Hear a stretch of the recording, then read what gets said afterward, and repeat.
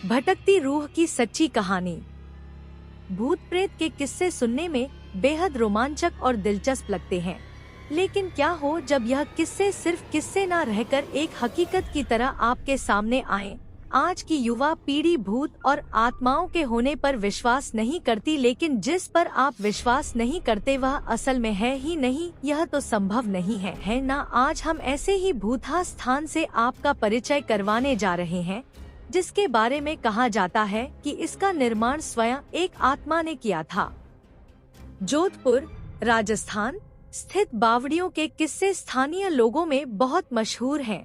यहाँ पानी की कई बावड़ियाँ हैं, जिनमें से एक के बारे में कहा जाता है कि उसे भूत ने बनवाया था। जोधपुर से लगभग 90 किलोमीटर दूरी पर स्थित रठासी नाम का एक ऐतिहासिक गांव है। मारवाड़ के इतिहास पर नजर डालें तो यह ज्ञात होता है कि जब जोधपुर में रहने वाले राजपूतों की चंपावत शाखा का विभाजन हुआ तो उनमें से अलग हुए एक दल ने कापड़ा गांव में रहना शुरू किया, लेकिन इस स्थान पर रहने वाले युवा राजपूत राजकुमारों ने गांव में साधना करने वाले साधु महात्माओं को परेशान करना शुरू कर दिया। उन राजकुमारों से क्रोधित होकर साधुओं ने उन्हें श्राप दे दिया कि उनके आने वाली पीढ़ी इस गांव में नहीं रह पाएगी। साधुओं के श्राप की बात जब राजकुमारों ने अपने घर में बताई तो सभी भयभीत हो गए और उस गांव को छोड़कर चले गए। इस गांव को छोड़कर वह जिस गांव में रहने के लिए गए उस गांव का नाम है रठासी गांव। यह जोधपुर से लगभग 90 किलोमीटर की दूरी पर स्थित एक ऐतिहासिक गांव है। इस गांव में एक बावड़ी है जिसके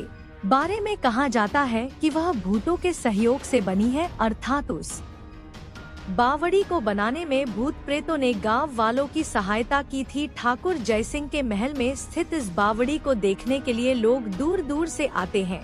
इस बावड़ी के विषय में यह कहानी प्रचलित है कि एक बार जब ठाकुर जयसिंह घोड़े पर सवार होकर जोधपुर से रठासी गांव की ओर जा रहे थे, तब रास्ते में ठाकुर साहब का घोड़ा उनके साथ साथ चलने वाले सेवकों से पीछे छूट गया और इतने में रात हो गई। राजा का घोड़ा काफी थक चुका था और उसे बहुत प्यास लगी थी। रास्ते में एक तालाब को देखकर ठाकुर जयसिंह अपने घोड़े को पानी पिलाने के लिए ले गए। आधी रात का समय था। घोड़ा जैसे ही आगे बढ़ा राजा को एक आकृति दिखाई दी जिसने धीरे धीरे इंसानी शरीर धारण कर लिया। राजा उसे देखकर डर गया।